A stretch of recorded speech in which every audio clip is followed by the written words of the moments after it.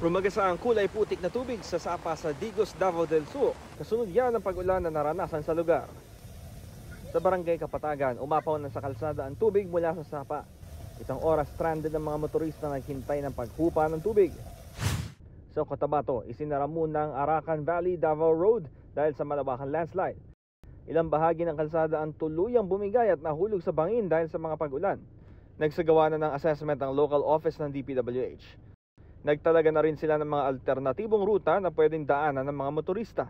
Intertropical Convergence Zone o ITCZ ang nagdulot ng masamang panahon sa Mindanao ayon sa Pag-asa. Shear line naman ang nagpaulan sa ilang lugar sa Luzon gaya sa Santiago, Isabela. Sa Calayan, Cagayan, nasira ang ilang makeshift classroom sa barangay Babuyan, Claro dahil sa hagupit ng hangin at ulan. Yan ang ginagamit ng mga estudyante roon dahil hindi pa naisasaayos ang mga silid-aralan na nasira noong bagyong Nando. May pagguho ng lupa naman sa gilid ng bundok sa barangay San Miguel, Santa Pracedes.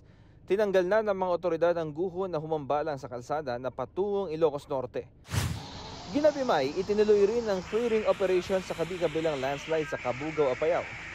Kabilang dyan ang kalsadang nagdurugtong sa mga bayan ng Paner at Cabugao.